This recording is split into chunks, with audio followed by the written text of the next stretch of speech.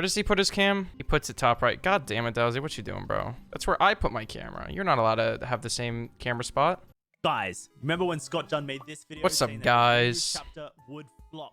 And just go, blah, like that. And then they hit the keyboard, blah. And that's them tweeting, right? That's DBD Twitter for you in a nutshell. Yeah, that's about right. Scott said that the Ringu chapter would flop is for a couple reasons. One, there's a lot of games coming out around the Ringu chapter releasing.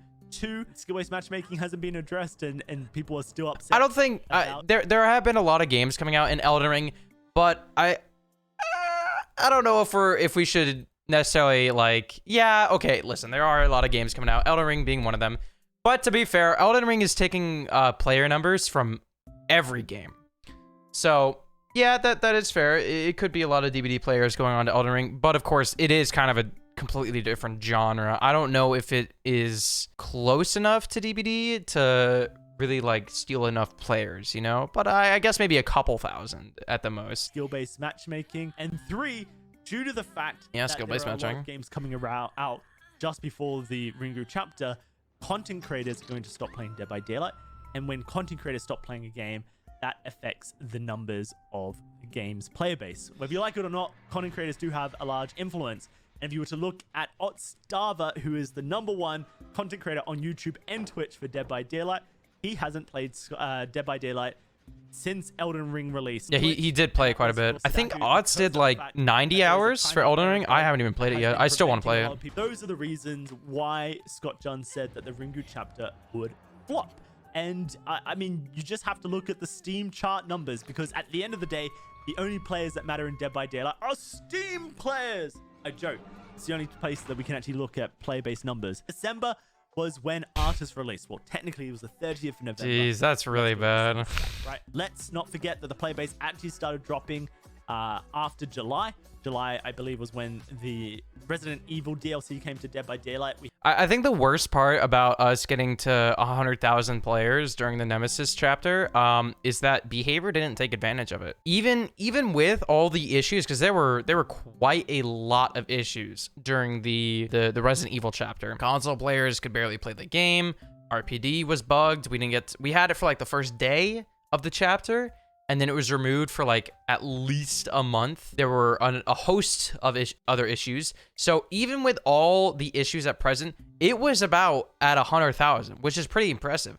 But the worst part about it is that they just did not take advantage of the player spike. You know what they probably could have done? They probably could have focused on other modes. And a lot of people would probably have stuck around during that stage. But since the game, you know, since there were so many new players and the game was kind of broken, you know, I imagine that was a really bad first impression. And you know what is funny? Prop Hunt and DBD? Yeah, like Prop Night's a thing now. It's essentially a DBD clone with Prop Hunt enabled. DBD right now, Behavior is trying to expand their reach into like all these different places of the market, like Riot is doing. Like Riot is making, you know, an MMO League of Legends. They keep making that, and they made Valorant, and now they're doing Arcane. They're making a show. They're trying to expand as much as possible. Same thing with Behavior. They're making a board game, possibly even a dating simulator.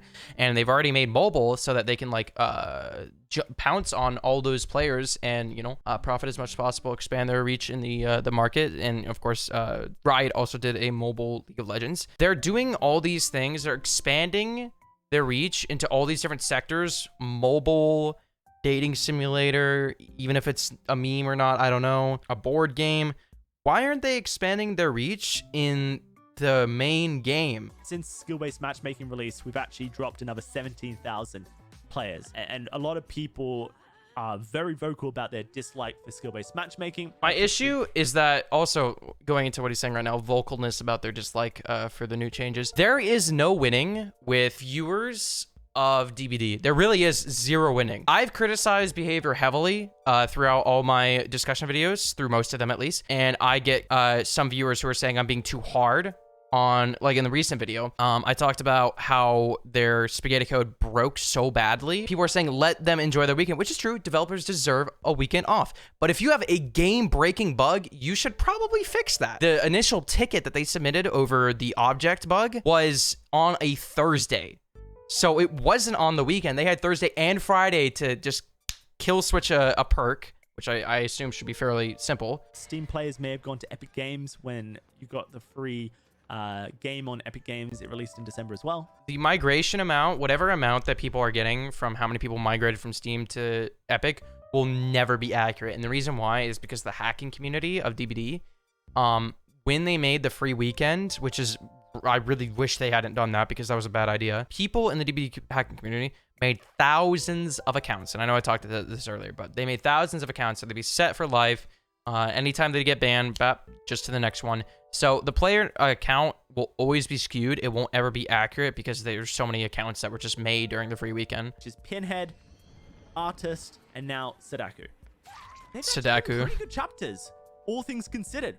Mm-hmm. Really good perks. No, I agree. I actually really liked Pinhead. I still think he's a pretty fun killer. The perks were not bad at all for any of the recent killers. They brought in the new feature of skirt hooks. I do think they were like decent chapters, but when you're not able to enjoy the content because of bugs and just issues with the game, what's the point? You know, you can't really enjoy any of that. People don't have the content creators will have the patience. Here, I gotta pause again. I'm sorry. Content creators will have the patience to deal with all these issues because they do it for their community, but regular casual players will not have the patience, and I don't blame them at all. They're not doing it for content. They're not doing it for the community. They're not doing to enjoy the game with their community. They're doing it because they want to have fun on their own. And when the game is so busted, they don't have much reason, you know? If you look at like the changes to behavior making, really positive changes for the game. Yeah, no, they're really positive changes. But the issue is that they're just too damn slow at making these changes. I don't think skill-based matchmaking will essentially kill Dead by Daylight. It's definitely not helping. But I don't think it's like the killing blow. If they keep releasing bad content and the game keeps getting buggier, I think that's what will be the undoing of DBD. What if the next chapter is really good? More new players, but then they got to take advantage of that and make some huge changes. Set a precedent right then and there when all these new players come in. So they're like, these devs mean business, you know? These devs want to improve their game's health. I think I'm going to stick around here, you know? 1,000 players playing on Steam. March 2020. I'm confident if they add FNAF in the game, it would easily break 100,000 players again. I'd quit if they added FNAF. Well, I mean, I don't necessarily think it's a situation of like you should quit if they add it. Like if you don't like a killer being, or a license, for example, like what's another license? Like Jason. Like let's say I didn't like one of those licenses. You know, I don't think I would stop playing the game. I just wouldn't play those killers or that chapter, you know? Everyone's entitled to their own opinion. If you don't want FNAF, that's perfectly understandable. So everyone has their own opinion. A question that we're asking, well, yeah, he was 100% correct. As were lots of people. Yeah, a lot of people were really hoping for Sadako to be like make huge waves, and Scott was 100% right. And it's sad because again, I don't want him to be right. You know, Scott's a nice guy and all, but like I wish he was wrong. They play other games and they just play Dead by Daylight almost when they don't have anything better to do. Yeah, but that's kind of games the last like couple years, and I think that's mainly because of Corona. Because not only has Corona been delaying games for so long, it's also been making games come out extremely poor. And it doesn't really matter what DLC you release, because that will be a longevity issue.